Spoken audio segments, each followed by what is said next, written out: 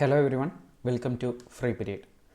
ഇന്ന് നമ്മൾ ക്ലാസ് എടുക്കാൻ പോകുന്നത് കാലിക്കറ്റ് യൂണിവേഴ്സിറ്റിയിലെ ജേർണലിസം കോംപ്ലിമെൻ്ററി പേപ്പറായിട്ടുള്ള ജേർണലിസ്റ്റിക് പ്രാക്ടീസസിലെ മൂന്നാമത്തെ മൊഡ്യൂളാണ് റിപ്പോർട്ടിംഗ് പ്രാക്ടീസസ്. റിപ്പോർട്ടിംഗ് പ്രാക്ടീസസിൽ ഇന്ന് ആദ്യമായിട്ട് നമ്മൾ ഡിസ്കസ് ചെയ്യുന്നത് പ്രിൻസിപ്പിൾസ് ഓഫ് റിപ്പോർട്ടിംഗ് എന്നുള്ളതാണ്. പ്രിൻസിപ്പിൾസ് ഓഫ് റിപ്പോർട്ടിംഗ് എന്ന് പറഞ്ഞു കഴിഞ്ഞാൽ ഒരു ന്യൂസ്, ഒരു വാർത്ത റിപ്പോർട്ട് ചെയ്യുന്ന സമയത്ത് നമ്മൾ ശ്രദ്ധിക്കേണ്ട ഏറ്റവും പ്രധാനപ്പെട്ട കാര്യങ്ങളാണ് പ്രിൻസിപ്പിൾസ് ഓഫ് റിപ്പോർട്ടിംഗ് എന്ന് പറയുന്നത്. അതിൽ ഒന്നാമത്തെ പോയിൻ്റാണ് ആക്യുറസി എന്ന് പറയും. അക്യുറേറ്റ് ആവുക എന്ന് പറഞ്ഞു കഴിഞ്ഞാൽ എന്താണ്? കൃത്യമായിരിക്കുക എന്നുള്ളതാണ് മീൻ ചെയ്യുന്നത്. Accuracy refers to the need for journalist to present fact correctly without errors എന്നുള്ള.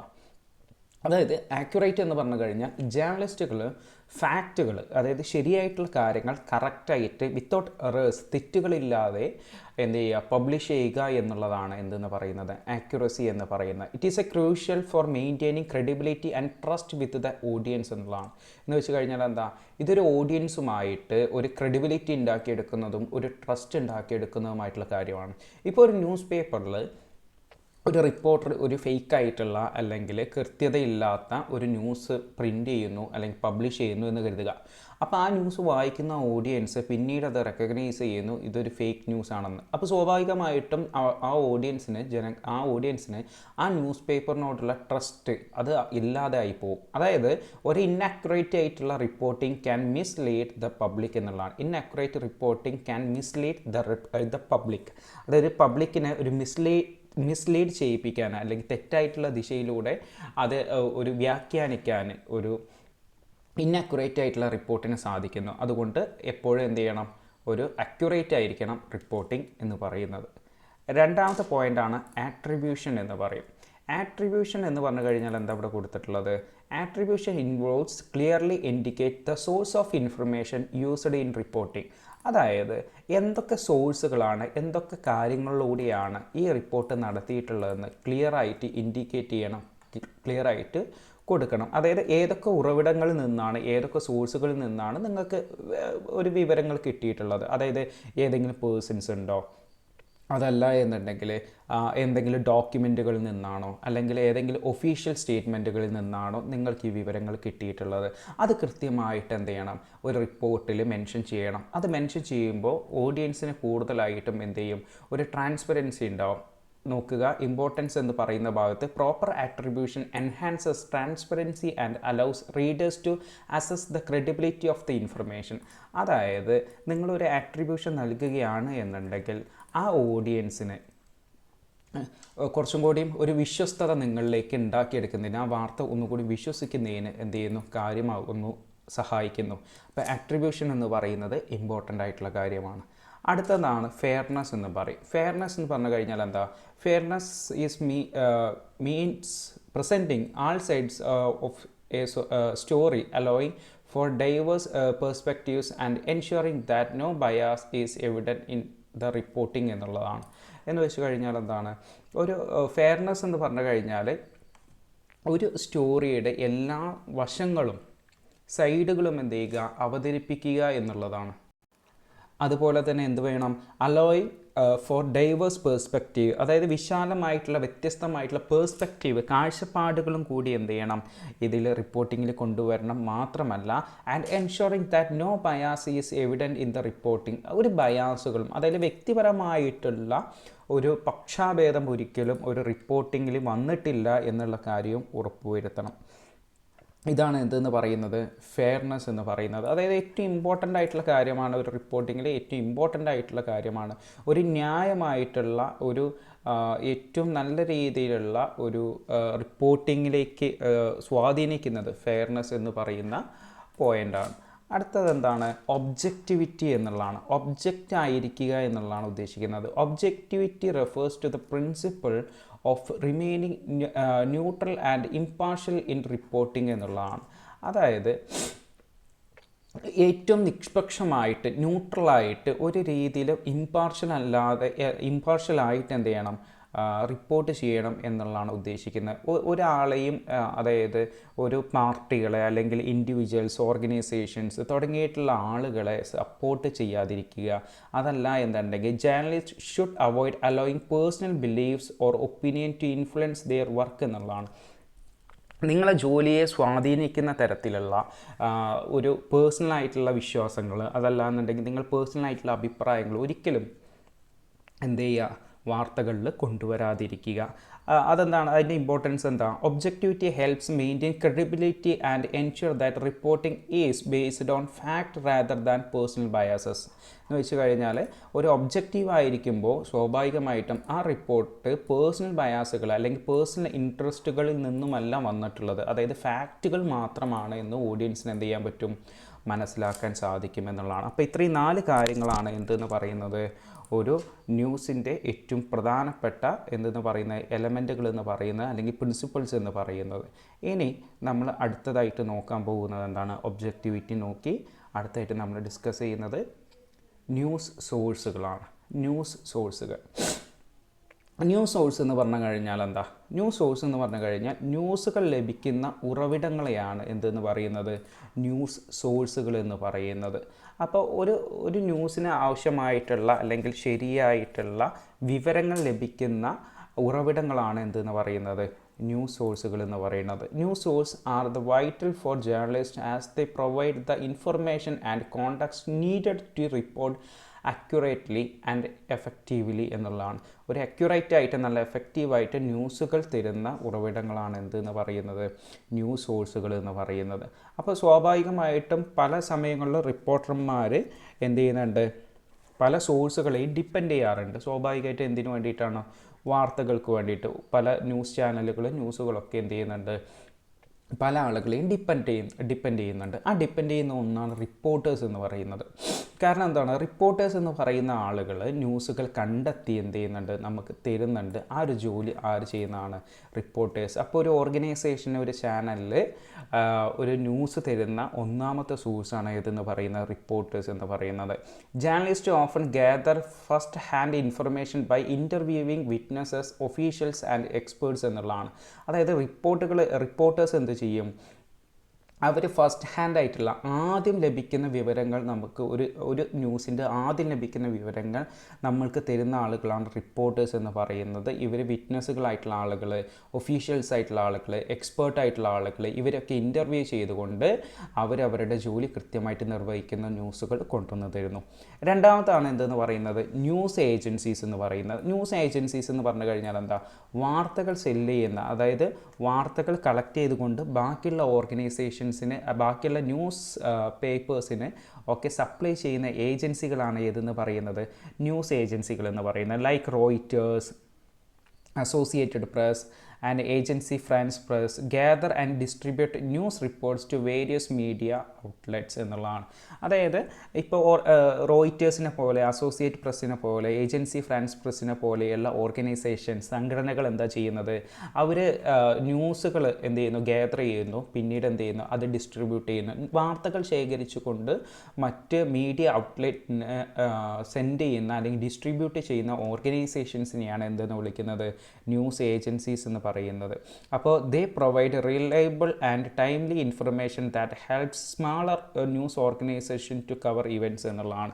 എന്ന് വെച്ച് കഴിഞ്ഞാൽ ചെറിയ വാർത്താ സ്ഥാപനങ്ങളെ അല്ലെങ്കിൽ ചെറിയ ചെറിയ ന്യൂസ് പേപ്പറിനൊക്കെ വലിയ വാർത്തകൾ ലഭിക്കുന്നതിനൊക്കെ ന്യൂസ് ഏജൻസീസ് എന്ത് ചെയ്യാറുണ്ട്, ഹെൽപ്പ് ചെയ്യാറുണ്ട്.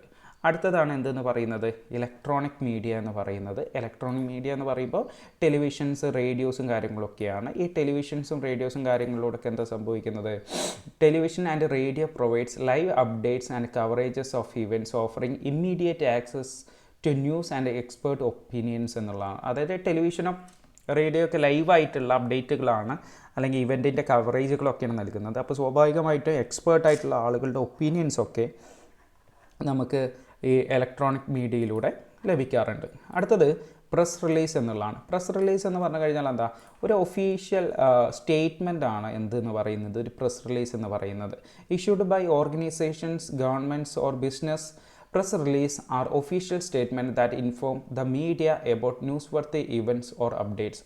അതായത് ഒരു ഗവൺമെൻറ് അല്ലെങ്കിൽ ഒരു ഓർഗനൈസേഷൻ അല്ലെങ്കിൽ ഒരു ബിസിനസ് സ്ഥാപനങ്ങൾ തുടങ്ങിയുള്ള ഇതൊക്കെ മീഡിയാസിന്, അതായത് പത്രങ്ങൾക്ക് എന്ത് ചെയ്യുന്നു, അവരുടെ ഒഫീഷ്യൽ ഒരു സ്റ്റേറ്റ്മെൻറ്റ് കേൾക്കുന്നു, ഞങ്ങൾ പുതിയൊരു പോളിസി ഇൻട്രൊഡ്യൂസ് ചെയ്യുന്നു, അല്ലെങ്കിൽ ഞങ്ങൾ പുതിയ ഫംഗ്ഷൻ നടത്താൻ പോകുന്നു തുടങ്ങിയുള്ള കാര്യങ്ങളെക്കുറിച്ചുള്ള ഒരു ന്യൂസ് വാർത്താ പ്രാധാന്യമായിട്ടുള്ള ഒരു ഇൻഫർമേഷൻ കൈമാറുന്നു. അതിനെയാണ് എന്തെന്ന് വിളിക്കുന്നത്, ഒരു പ്രസ് റിലീസ് എന്ന് വിളിക്കുന്നത്. അപ്പോൾ ഈ പ്രസ് റിലീസിൽ നിന്ന് നമുക്ക് എന്ത് ചെയ്യാൻ പറ്റും, ഒരു ന്യൂസിനുള്ള എല്ലാ എലമെൻറ്റുകളും അതിലുണ്ടായിരിക്കും എന്നുള്ളതാണ്. അടുത്ത എന്താണ്, പ്രസ് കോൺഫറൻസുകൾ എന്നുള്ളതാണ്. പ്രസ് കോൺഫറൻസ് എന്ന് പറഞ്ഞു കഴിഞ്ഞാൽ എന്താ, വാർത്താ സമ്മേളനങ്ങൾ എന്ന് നമുക്ക് മലയാളത്തിൽ പറയാം. അതായത് these are organized events where officials or spokespersons address the media to provide information, answer questions എന്നുള്ളതാണ്. അതായത് പ്രസ് കോൺഫറൻസ് എന്ന് പറയുന്ന ഒരു ഓർഗനൈസ്ഡ് ആയിട്ടുള്ള ഇവൻ്റാണ്. അതായത് ഓൾറെഡി പ്ലാൻ ചെയ്യുന്ന ഒരു പദ്ധതിയാണ് എന്തെന്ന് പറയുന്നത്, ഒരു പ്രസ് കോൺഫറൻസ് എന്ന് പറയുന്നത്. ഇവിടെ സ്പോക്ക് പേഴ്സൺസ് ഉണ്ടാവും, അവരെന്ത് ചെയ്യുന്നു, മീഡിയാസിനെ അഡ്രസ്സ് ചെയ്യുന്നു. ഈ മീഡിയ പേഴ്സൺസ്, റിപ്പോർട്ടേഴ്സ് എന്ത് ചെയ്യുന്നു, ക്വസ്റ്റ്യൻ ചോദിക്കുന്നു. ആ ക്വസ്റ്റ്യൻ ചോദിക്കുന്നതിനുള്ള ഇൻഫർമേഷൻസ്, ആൻസേഴ്സ് ഒക്കെ ആര് പറയുന്നു, ഈ സ്പോക്ക് പേഴ്സൺസ് പറയുന്നു. അതായത് നിങ്ങൾ ന്യൂസിലൊക്കെ കാണാറുണ്ടല്ലോ, മുഖ്യമന്ത്രി അവരുടെ വാർത്താ സമ്മേളനങ്ങളൊക്കെ, അതാണ് എന്തെന്ന് പറയുന്നത്, പ്രസ് കോൺഫറൻസുകൾ എന്ന് പറയുന്നത്. അടുത്തത് parliament, legislature and civic bodies എന്നുള്ളതാണ്.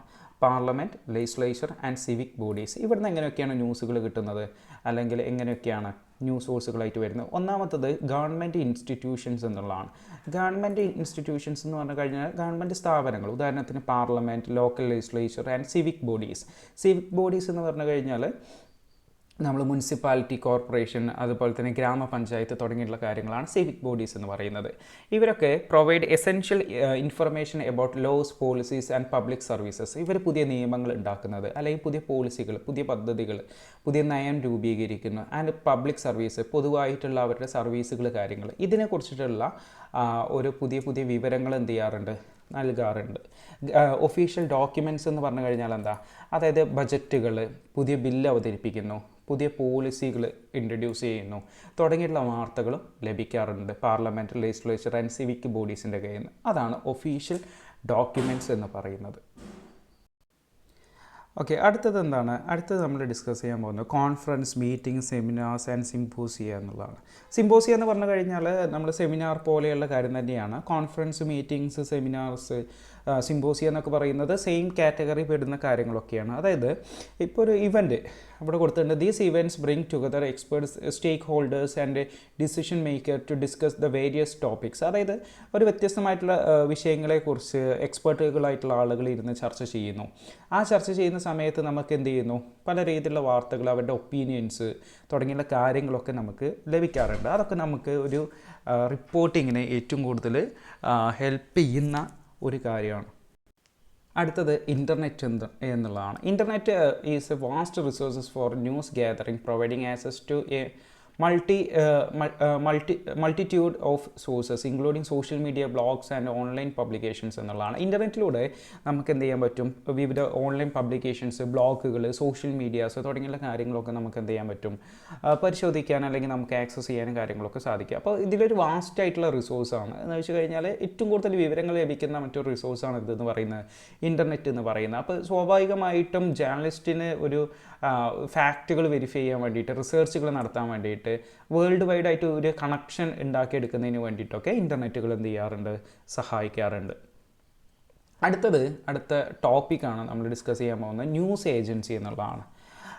News agency, also called press agency, wide service, news service. അതായത് ന്യൂസ് സർവീസ് എന്ന് പറഞ്ഞു കഴിഞ്ഞാലും, വൈഡ് സർവീസ് എന്ന് പറഞ്ഞു കഴിഞ്ഞാലും, പ്രസ് ഏജൻസി എന്ന് പറഞ്ഞു കഴിഞ്ഞാലും ന്യൂസ് ഏജൻസി തന്നെയാണ്. Is an organisation that gathers, writes and distributes news from around a nation or the world to newspaper, periodicals, radio and television broadcasters, government agencies and other users. അതായത് news agency എന്ന് പറഞ്ഞു കഴിഞ്ഞാൽ ഇവരുടെ പ്രധാനപ്പെട്ട duty എന്ന് പറഞ്ഞു കഴിഞ്ഞാൽ എന്താ, ന്യൂസുകൾ എന്ത് ചെയ്യുക, ഗ്യാദർ ചെയ്യുക, റൈറ്റ് ചെയ്യുക, അത് ഡിസ്ട്രിബ്യൂട്ട് ചെയ്യുക. ഇതാണ് ന്യൂസ് ഏജൻസിൻ്റെ പ്രധാനമായിട്ടുള്ള ഒരു ഡ്യൂട്ടി എന്ന് പറയുന്നത്. ഈ ന്യൂസ് ഏജൻസി എന്ന് പറഞ്ഞാൽ press agency, wire service, news service എന്നൊക്കെ പറഞ്ഞു കഴിഞ്ഞാൽ എന്ത് തന്നെയാണ്, ന്യൂസ് ഏജൻസി എന്ന് തന്നെയാണ്. ഇവർ രാജ്യത്തിൻ്റെ ഉള്ളിലുള്ള, രാജ്യത്തിൻ്റെ പുറത്തുള്ള വാർത്തകളെല്ലാം ശേഖരിച്ചുകൊണ്ട് വേൾഡിലുള്ള ന്യൂസ് പേപ്പേഴ്സിനും, പീരിയോഡിക്കൽസിനും, റേഡിയോസിനും, ടെലിവിഷനും ഒക്കെ എന്ത് ചെയ്യുന്നു, ഗവൺമെൻറ് ഏജൻസികൾക്കൊക്കെ ഈ വാർത്തകൾ കൈമാറുന്നു. ചിലപ്പോൾ പേയ്മെൻറ്റ് കൊടുക്കേണ്ടി വരും, ചിലപ്പോൾ പേയ്മെൻറ്റ് കൊടുക്കാത്ത നോൺ കോപ്പറേറ്റീവ് ഓർഗനൈസേഷൻസ് ഒക്കെ ആയിരിക്കാം. It's does not itself publish news but supplies news to its subscribers എന്നുള്ളതാണ്. ഇവരെന്ത് ചെയ്യുന്നില്ല, ഇവരൊരിക്കലും ഈ ന്യൂസുകൾ സ്വയം പബ്ലിഷ് ചെയ്യുന്നില്ല. പകരം ഇവരെന്താ ചെയ്യുന്നത്, ഇവരുടെ സബ്സ്ക്രൈബേഴ്സ് ആയിട്ടുള്ള ആളുകൾക്ക് ഈ ന്യൂസുകൾ എന്താ ചെയ്യാറുള്ളത്, സപ്ലൈ ചെയ്യാറാണ് പതിവ്. ഇനി അടുത്തത് ഏജൻസി ഫ്രാൻസ് പ്രസ് എന്ന് പറയുന്ന അല്ലെങ്കിൽ ഏജൻസി ഫ്രാൻസ് പ്രസ് എന്ന് പറയുന്ന ന്യൂസ് ഏജൻസിയാണ്. AFP എന്ന് പറയുന്നത് ഫ്രഞ്ച് കോപ്പറേറ്റീവ് ന്യൂസ് ഏജൻസിയാണ്. അതുപോലെ തന്നെ വേൾഡിലെ 3rd ലാർജസ്റ്റ് ന്യൂസ് സർവീസാണ്. മാത്രമല്ല AP എന്ന് പറയുന്ന അസോസിയേറ്റഡ് പ്രസ് എന്ന് പറയുന്ന റോയിറ്റേഴ്സ് എന്ന് പറയുന്ന ന്യൂസ് ഏജൻസിക്ക് ശേഷം ലോകത്തിലെ ഏറ്റവും കൂടുതൽ ആളുകൾ സബ്സ്ക്രൈബ് ചെയ്യുന്ന ഒരു ഫ്രഞ്ച് കോപ്പറേറ്റീവ് ന്യൂസ് ഏജൻസിയാണ് AFP എന്ന് പറയുന്നത്. ഇതിൻ്റെ ഹെഡ് ക്വാർട്ടേഴ്സ് എന്ന് പറയുന്ന പാരീസിലാണ്. 1944 ഇതെന്ത് ചെയ്യുന്നത്, ഫൗണ്ട് ചെയ്യുന്നത്. അതുപോലെ തന്നെ in addition to having bureaus in major French സിറ്റീസിലൊക്കെ ഇതിന് ബ്യൂറോസ് ഉണ്ട്. മാത്രമല്ല വേൾഡിൻ്റെ വേരിയസ് ക്യാപിറ്റലുകളിൽ പ്രധാനപ്പെട്ട തലസ്ഥാനങ്ങളിലൊക്കെ ഈ AFPക്ക് ബ്യൂറോസും കറസ്പോണ്ടൻറ്റുകളും ഉണ്ട്. മാത്രമല്ല AFP also has a photo service and a number of specialized news reporters. AFP എന്ന് പറയുന്ന റിപ്പോർട്ടുകൾ മാത്രമല്ല, ഇവർക്ക് ഫോട്ടോ സർവീസുകളും ഉണ്ട്. മാത്രമല്ല വേൾഡിൽ ഇവർക്ക് എന്തുണ്ട്, സ്പെഷ്യലൈസ്ഡ് ന്യൂസ് റിപ്പോർട്ടേഴ്സ് ഉണ്ട്. ഓരോ കാര്യങ്ങൾക്ക് സ്പെഷ്യൽ റിപ്പോർട്ടുകൾ നൽകാനുള്ള റിപ്പോർട്ടേഴ്സും ഇവർക്ക് അവൈലബിൾ ആണ്. രണ്ടാമത്തെ ഏജൻസിയാണ് നമ്മൾ ഡിസ്കസ് ചെയ്യാൻ പോകുന്നത്, അസോസിയേറ്റഡ് പ്രസ് എന്ന് പറയും. അസോസിയേറ്റഡ് പ്രസ്സിനെ AP എന്ന് വിളിക്കും. വേൾഡിൽ is one of the largest news gathering service in the world. ലോകത്തിലെ തന്നെ ഏറ്റവും വലിയൊരു ന്യൂസ് ഏജൻസിയാണ് AP എന്ന് പറയുന്നത്. AP distributes international, regional and local news to media everywhere എന്നുള്ളതാണ്. അതായത് ഇൻ്റർനാഷണൽ ആയിട്ടുള്ള, റീജിയണൽ ആയിട്ടുള്ള, ലോക്കലായിട്ടുള്ള ന്യൂസുകളൊക്കെ എല്ലാ മീഡിയാസിനും കവർ ചെയ്യുന്ന, ഡിസ്ട്രിബ്യൂട്ട് ചെയ്ത് കൊടുക്കുന്ന ഒരു ഏജൻസിയാണ് AP എന്ന് പറയുന്നത്. The Associated Press offers daily reports, features, photographs and graphics. Its photographs are send digitally via satellites എന്നുള്ളതാണ്. അസോസിയേറ്റഡ് പ്രസ് എന്ന് പറയുന്ന ഈ ന്യൂസ് ഏജൻസി ഇവർ എന്തുണ്ട്, ഡെയിലി റിപ്പോർട്ടുകൾ കൊടുക്കാറുണ്ട്, ഫീച്ചേഴ്സുകളുണ്ട്, ഫോട്ടോഗ്രാഫ്സുകളുണ്ട്, ഗ്രാഫിക്സുകളുണ്ട്. മാത്രമല്ല ഇവരുടെ ഫോട്ടോസ് ഇവർ കൈമാറ്റം ചെയ്യുന്ന, ട്രാൻസ്ഫർ ചെയ്യുന്നത് സാറ്റലൈറ്റിലൂടെയാണ്. 6 New York city newspapers founded the Associated Press in 1848. They began the service to save money on gathering news by telegraph എന്നുള്ളതാണ്. അതായത് ടെലഗ്രാഫിലൂടെയാണ്, പഴയ രീതിയിലുള്ള ഫോൺ സിസ്റ്റമാണ് ടെലഗ്രാഫ് എന്ന് പറയുന്നത്. ഈ ടെലഗ്രാഫിലൂടെയാണ് ഇവരെന്ത് ചെയ്യുന്നത്, ഒരു വാർത്തകൾ ഗ്യാദർ ചെയ്യുന്നത്. അതിലൂടെ പണം ലാഭിക്കുക എന്നുള്ളതായിരുന്നു ഇവരുടെ പ്രധാനപ്പെട്ട ലക്ഷ്യം എന്ന് പറയുന്നത്. ന്യൂയോർക്കിലെ ഏകദേശം 6 പത്രങ്ങളിലുള്ള ആളുകൾ ചേർന്നുകൊണ്ടാണ് 1848 അസോസിയേറ്റഡ് പ്രസ് എന്ന് പറയുന്ന സ്ഥാപനം അവർ ഫോം ചെയ്യുന്നത്. ഇന്ന് today the Associated press has about 230 news bureaus world wide എന്നുള്ളതാണ്. ഇന്ന് ഏകദേശം 230ഓളം ന്യൂസ് ബ്യൂറോസ് ലോകത്തിൽ എമ്പാടുമായിട്ട് ഈ അസോസിയേറ്റഡ് പ്രസ്സിനുണ്ട്. ഇതിൻ്റെ ഹെഡ് ക്വാർട്ടേഴ്സ് എന്ന് പറയുന്നത് ന്യൂയോർക്കാണ്. അതുപോലെ തന്നെ AP service is available in English, German, Swedish, Dutch, French and Spanish എന്നുള്ളതാണ്. അതായത് ഇംഗ്ലീഷ് ലാംഗ്വേജിൽ, German language, Swedish language, Dutch language, French, Spanish തുടങ്ങിയുള്ള ലാംഗ്വേജുകളിൽ AP അവൈലബിൾ ആണ്. അടുത്തതാണ് റോയിറ്റേഴ്സ് എന്ന് പറയും. റോയിറ്റേഴ്സ് എന്ന് പറയുന്നത്, Reuters is a global information and news provider headquartered in London and founded in London in 1851 by Paul Julius Reuter. 1851 ലണ്ടനിൽ വെച്ചിട്ട് Paul Julius റോയിറ്റർ എന്ന് പറയുന്ന ആളാണ് ഇത് സ്ഥാപിക്കുന്നത്. ഇതിൻ്റെ ഹെഡ്ക്വാർട്ടേഴ്സ് എന്ന് പറയുന്നത് എവിടെയാണ്, ലണ്ടൻ തന്നെയാണ്. Reuters service professional in financial, media and corporative മാർക്കറ്റുകൾ. അതായത് കോർപ്പറേറ്റീവ് മാർക്കറ്റുകൾ, മീഡിയ, ഫിനാൻഷ്യൽ, സാമ്പത്തികപരമായിട്ടുള്ള കാര്യങ്ങൾ, ഇതിലൊക്കെയാണ് പ്രധാനമായിട്ടും റോയിറ്റേഴ്സിൻ്റെ സർവീസുകളുണ്ട് ഉള്ളത്. അതുപോലെ തന്നെ Reuters was a stand alone global news and financial information company until it brought by Thomson Financial Corporation in 2008.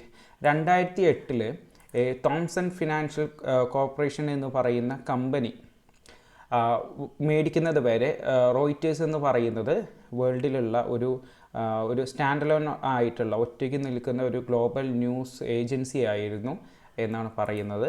അത് കഴിഞ്ഞതിന് ശേഷം Reuters news agency offers text, graphics, video and pictures to subscribers around the world. ലോകത്തിലുള്ള ഇവരുടെ സബ്സ്ക്രൈബേഴ്സിനെ ടെക്സ്റ്റുകളായിട്ട്, ഗ്രാഫിക്സുകളായിട്ട്, videos ആയിട്ട്, pictures ആയിട്ടൊക്കെ ഇവരെന്ത് ചെയ്യുന്നുണ്ട്, ന്യൂസുകൾ കൈമാറ്റം ചെയ്യാറുണ്ട്, ഓരോ സർവീസുകൾ കൈമാറ്റം ചെയ്യാറുണ്ട്. Including general interest and business ന്യൂസുകൾ. ഇവർ ലോകത്തിലുള്ള പൊതു താല്പര്യപരമായിട്ടുള്ള ന്യൂസുകളും അതുപോലെ തന്നെ ബിസിനസ് ന്യൂസുകളും ഇവരെന്ത് ചെയ്യാറുണ്ട്, പ്രൊവൈഡ് ചെയ്യാറുണ്ട്. അടുത്ത other major international news agencies എന്ന് പറയുന്ന ടോപ്പിക്കാണ്. അതിൽ ഒന്നാമത്താണ് DPA എന്ന് പറയും. DPA എന്ന് പറഞ്ഞു കഴിഞ്ഞാൽ ഡോയ്ച്ച പ്രസ്സി ഏജൻഡർ എന്നുള്ളതാണ്. അതായത് ഡച്ച് പ്രസ് ഏജൻഡർ എന്നുള്ള രീതിയിലും വായിക്കാം. Is A German news agency mainly servicing German speaking regions. അതായത് ജർമ്മൻ ലാംഗ്വേജ് സ്പീക്ക് ചെയ്യുന്ന സ്ഥലങ്ങളിലോട്ടുള്ള സർവീസുകളാണ് ഇവർ DPA എന്ന് പറയുന്ന ന്യൂസ് ഏജൻസി നൽകുന്നത്. EFE എന്ന് പറയുന്ന ന്യൂസ് ഏജൻസി ഉണ്ട്, അത് സ്പാനിഷ് ന്യൂസ് ഏജൻസിയാണ്. ഇതിൻ്റെ ഹെഡ് ക്വാർട്ടേഴ്സ് എന്ന് പറയുന്നത് മാഡ്രിഡിലാണ്. മാഡ്രിഡ് എന്ന് പറയുന്ന സ്ഥലത്താണ് ഇതിൻ്റെ ഹെഡ് ക്വാർട്ടേഴ്സ് എന്ന് പറയുന്നത്. മാത്രമല്ല സ്പാനിഷ് ലാംഗ്വേജ് പ്രധാനമായിട്ട് സംസാരിക്കുന്ന, it has close links and influence in Latin America where Spanish is one of the major languages. അതായത് ലാറ്റിൻ അമേരിക്ക എന്ന് പറയുന്ന രാജ്യം സ്പെയിൻ്റെ കോളനി ആയിരുന്നു. അപ്പോൾ സ്പെയിൻ്റെ ലാംഗ്വേജ് സംസാരിക്കുന്ന ലാറ്റിൻ അമേരിക്കൻസിന് വരെ EFE എന്ന് പറയുന്ന ന്യൂസ് ഏജൻസിക്ക് എന്തുണ്ട്, ലിങ്കുകളുണ്ട് എന്നുള്ളതാണ് കേട്ടോ. NCNA എന്ന് പറഞ്ഞു കഴിഞ്ഞാൽ ന്യൂ ചൈന ന്യൂസ് ഏജൻസി എന്നുള്ളതാണ്. ചൈന സിൻഹുവ ന്യൂസ് ഏജൻസി, ചൈനയിലുള്ള സിൻഹുവ ന്യൂസ് ഏജൻസിൻ്റെ മറ്റൊരു പേരാണ് എന്തെന്ന് പറയുന്നത്, ന്യൂ ചൈന ന്യൂസ് ഏജൻസി എന്ന് പറയുന്നത്. 1931 ഇത് ഫൗണ്ട് ചെയ്യുന്നത്. മാത്രമല്ല it has 4 regional offices in the Pacific region, Latin America, Africa and west Asia. അതായത് 4 റീജിയണൽ ഓഫീസുകളാണ് ഇവർക്ക് പ്രധാനമായിട്ടുള്ളത്. അത് പസഫിക് റീജിയനിൽ, ലാറ്റിൻ അമേരിക്കയിൽ, ആഫ്രിക്ക, വെസ്റ്റ് ഏഷ്യ തുടങ്ങിയിട്ടുള്ള രാജ്യങ്ങളിലാണ്, തുടങ്ങിയിട്ടുള്ള കോണ്ടിനെൻറ്റുകളിലൊക്കെ ആയിട്ടാണ്. Presently it has branches in 100 countries. ഇന്ന് 100 കണക്കിന് രാജ്യങ്ങളിൽ ഇവർക്ക് എന്തുണ്ട്, ബ്രാഞ്ചുകൾ അവൈലബിൾ ആണ്. അടുത്ത കൊയ്ഡോ എന്നുള്ളതാണ്. കൊയ്ഡോ എന്ന് പറഞ്ഞു കഴിഞ്ഞാൽ ജപ്പാനിലുള്ള ഒരു ന്യൂസ് ഏജൻസിയാണ് ഇതെന്ന് പറയുന്നത്, കൊയ്ഡോ എന്ന് പറയുന്നത്. നെക്സ്റ്റ് ഇറ്റർ ടാസ് എന്നുള്ളതാണ്. ടാസ് എന്ന് പറഞ്ഞു കഴിഞ്ഞാൽ was official news agency of Soviet union from 1925 to 1991. 1925 മുതൽ 1991 വരെ ടാസ് എന്ന് പറയുന്നത് റഷ്യയുടെ ഒഫീഷ്യൽ ആയിട്ടുള്ള ന്യൂസ് ഏജൻസിയാണ്. സോവിയറ്റ് യൂണിയൻ എന്ന് പറഞ്ഞു കഴിഞ്ഞാലും റഷ്യ എന്ന് പറഞ്ഞു കഴിഞ്ഞാലും USSR എന്ന് പറഞ്ഞു കഴിഞ്ഞാലും സെയിം തന്നെയാണ്, ഒരു രാജ്യം തന്നെയാണ് കേട്ടോ. TASS was one of the world's major international wire service. Wire സർവീസുകൾ നൽകുന്ന ലോകത്തിലെ തന്നെ ഏറ്റവും വലിയ ഒരു ന്യൂസ് ഏജൻസിയാണ് ടാസ് എന്ന് പറഞ്ഞു കഴിഞ്ഞാൽ. Distributing news throughout the Soviet Union around the world എന്നുള്ളതാണ്. സോവിയറ്റ് യൂണിയനിലും ലോകത്തൊക്കെ ആയിട്ട് വാർത്തകൾ കൈമാറ്റം ചെയ്യുന്ന ഒന്നായിരുന്നു ടാസ് എന്ന് പറയുന്നത്. In 1992, 1992 TASS was renamed to ITAR TASS. TASS എന്ന് പറയുന്നത് ഇറ്റാർ ടാസ് എന്ന് പറയുന്ന പേരിലോട്ട് മാറുന്നു. ഇറ്റാർ എന്നുള്ളതിൻ്റെ ഫുള്ളാണ് എന്തെന്ന് പറയുന്നത്, information telegraph agency of Russia എന്ന് പറയുന്നത് കേട്ടോ. അപ്പോൾ റഷ്യയുടെ ഏറ്റവും പ്രധാനപ്പെട്ട ഒരു ന്യൂസ് ഏജൻസിയും കൂടിയാണ് ഇതെന്ന് പറയുന്നത്, ടാസ് എന്ന് പറയുന്നത്. അടുത്തത് ഇന്ത്യൻ ന്യൂസ് ഏജൻസീസ് ആണ്. ഇന്ത്യൻ ന്യൂസ് ഏജൻസിയിൽ ഇമ്പോർട്ടൻ്റ് ആയിട്ടുള്ള ഒന്നാണ് ഇതെന്ന് പറയുന്നത് പ്രസ് ട്രസ്റ്റ് ഓഫ് ഇന്ത്യ എന്ന് പറയുന്നത്. പ്രസ് ട്രസ്റ്റ് ഓഫ് ഇന്ത്യ എന്ന് പറയുന്നത് ഇന്ത്യയിലെ ലാർജസ്റ്റ് ആയിട്ടുള്ള ന്യൂസ് ഏജൻസിയാണ്. ഹെഡ് ക്വാർട്ടേഴ്സ് എന്ന് പറയുന്നത് ഡൽഹിയിലാണ്. And is A non profit cooperative among more than 450 Indian newspapers and has a staff about 2,000 writers spread across 150 offices nation wide എന്നുള്ളതാണ്. അതായത് 450ഓളം ഇന്ത്യൻ ന്യൂസ് പേപ്പേഴ്സും അതുപോലെ തന്നെ സ്റ്റാഫുകൾ ഏകദേശം 2000ഓളം സ്റ്റാഫുകൾ, എഴുത്തുകാരായിട്ടുള്ള 2000ഓളം സ്റ്റാഫുകളുണ്ട്. 150ഓളം ഓഫീസുകൾ ഇന്ത്യയിൽ എമ്പാടുമായിട്ട് ഇവർക്കുണ്ട്. It took over the Indian operation of the Associated Press and Reuters soon after India's independence on August 15, 1947. അതായത് 1947 ഇന്ത്യക്ക് ഫ്രീഡം കിട്ടി. ഓഗസ്റ്റ് 15 ഫ്രീഡം കിട്ടിയപ്പോൾ ഇന്ത്യയിൽ വർക്ക് ചെയ്തിട്ടുള്ള അസോസിയേറ്റഡ് പ്രസ്സിൻ്റെയും റോയിറ്റേഴ്സിൻ്റെയും ചാർജുകൾ, അതിൻ്റെ വർക്കിംഗ് പിന്നീട് പ്രസ് ട്രസ്റ്റ് ഓഫ് ഇന്ത്യ ഏറ്റെടുക്കുകയായിരുന്നു കേട്ടോ. It provides news coverages and information of region in both English and Hindi. അതായത് ഇംഗ്ലീഷ് ഹിന്ദിയിലും ഇവരെന്ത് ചെയ്യുന്നുണ്ട്, ന്യൂസുകൾ കവർ ചെയ്യുന്നുണ്ട്. മാത്രമല്ല it exchanges information with several other news agencies including 100 news agencies based outside in India. അതായത് ഇന്ത്യയിൽ ഔട്ട്സൈഡ് ആയിട്ടുള്ള 100ഓളം ന്യൂസ് ഏജൻസികൾക്കും കൂടി എന്ത് ചെയ്യുന്നുണ്ട്, ഇവർ വാർത്തകൾ കൈമാറുന്നുണ്ട്. അടുത്തത് P T A sister concerns includes, അതായത് പി ടി എൻ്റെ സഹോദരിമാരാണ് അല്ലെങ്കിൽ പി ടി എയുടെ മറ്റു സംഘടനകളാണ് അല്ലെങ്കിൽ ഓർഗനൈസേഷൻസ് ആണ് ഏതെന്ന് പറയുന്നത്. പി ടി എ ഭാഷ എന്ന് പറയുന്നത് ഹിന്ദി വയർ സർവീസ് ആണ്, ഫോട്ടോ സർവീസ് ഉണ്ട്, പി ടി എ ഗ്രാഫിക്സ് ഉണ്ട്, economic service, data India, P T A max etcetera. മാത്രമല്ല P T A is the only news agency in South Asia which operates its own communication satellite and INSAT to broadcast news and informations എന്നുള്ളതാണ്. P T A എന്ന് പറയുന്ന ഇന്ത്യയിലുള്ള news agency south ഏഷ്യയിൽ ഒരേ ഒരു രാജ്യമാണ് എങ്ങനെ സാറ്റലൈറ്റ് വഴി എന്ത് ചെയ്യുന്നത്, കമ്മ്യൂണിക്കേഷൻസ് നടത്തുന്ന, സാറ്റലൈറ്റ് വഴി പ്രവർത്തനങ്ങൾ നടത്തുന്ന ഒരേ ഒരു news agency in South Asia. അതാണ് ഏതെന്ന് പറയുന്നത്, പി ടി എ എന്ന് പറയുന്നത്. ആൻഡ് ലാസ്റ്റ് ന്യൂസ് ഏജൻസിയാണ് ഇന്ന് നമ്മൾ ഡിസ്കസ് ചെയ്യുന്ന ഇന്ത്യയിലെ യുണൈറ്റഡ് ന്യൂസ് ഓഫ് ഇന്ത്യ എന്ന് പറയും, UNI. ഇത് ഇന്ത്യയിലെ മേജർ ന്യൂസ് ഏജൻസികളിലൊന്നാണ്. മാത്രമല്ല it's work in collaboration with several foreign news agencies and partners including Reuters and DPA എന്ന് പറയുന്ന ന്യൂസ് ഏജൻസി, റോയിറ്റേഴ്സ് എന്ന് പറയുന്ന ന്യൂസ് ഏജൻസിയുടെ കൊളാബറേഷൻ, ഇവർ ഒരുമിച്ച് നിന്നാണ് എന്ത് ചെയ്യുന്നത്, ഇത് പ്രവർത്തിക്കുന്നത്. മാത്രമല്ല UNI began its operation on March 21, 1961. Though it was registered as a company in 1959. 1959 ഇതൊരു കമ്പനിയായിട്ട് രജിസ്റ്റർ ചെയ്യുന്നത്. പക്ഷേ ഇതിൻ്റെ വർക്കിംഗ് സ്റ്റാർട്ട് ചെയ്യുന്നത് 1961 മാർച്ച് 21 ഇതിൻ്റെ ഹെഡ് ക്വാർട്ടേഴ്സ് എന്ന് പറയുന്നത് New Delhi. It employees approximately 325 journalist around India. ഇന്ത്യയിൽ ഏകദേശം 325ഓളം ജേർണലിസ്റ്റുകളുണ്ട്.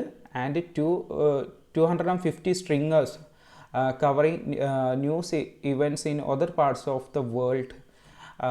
ലോകത്തിൻ്റെ മറ്റു ഭാഗങ്ങളായിട്ട് ഏകദേശം 250ഓളം സ്ട്രിങ്ങേഴ്സ് അവൈലബിൾ ആണ്. വിത്ത് കറസ്പോണ്ടൻറ്റുകളുണ്ട്. അത് പ്രധാനപ്പെട്ട Washington, London, Dubai, Islamabad, Dhaka, Colombo, Kathmandu, Singapore, Sydney തുടങ്ങിയുള്ള സ്ഥലങ്ങളിലാണ് പ്രധാനമായിട്ടുള്ള ആരുള്ളത്, കറസ്പോണ്ടൻറ്റുകൾ അവൈലബിൾ ആയിട്ടുള്ളത്. അടുത്തത് ലാസ്റ്റ് ആൻഡ് ഫൈനൽ പോയിൻ്റ് ആണ്. It's services are currently available in 3 languages. 3 ലാംഗ്വേജുകളിലാണ് ഇതിൻ്റെ സർവീസുകൾ അവൈലബിൾ ആയിട്ടുള്ളത്. ഇംഗ്ലീഷ്, ഹിന്ദി ആൻഡ് ഉറുദു എന്ന് പറയുന്ന 3 ലാംഗ്വേജുകളിൽ. The Hindi language service Univarta was launched in May 1, 1982. 1982 Univarta എന്ന് പറയുന്ന ഹിന്ദി സർവീസ് സ്റ്റാർട്ട് ചെയ്യുന്നത്. While the Urdu service began in June 1992. അതായത് ഉറുദു സർവീസ് സ്റ്റാർട്ട് ചെയ്യുന്നത് 1992 ജൂണിലാണ്. അപ്പോൾ ഇത്രയും കാര്യങ്ങളാണ് തേർഡ് മൊഡ്യൂളിൽ നിങ്ങൾക്ക് ഡിസ്കസ് ചെയ്യാനുള്ളത്. എല്ലാവർക്കും ക്ലാസ്സുകൾ മനസ്സിലായി എന്ന് കരുതുന്നു. Thank you.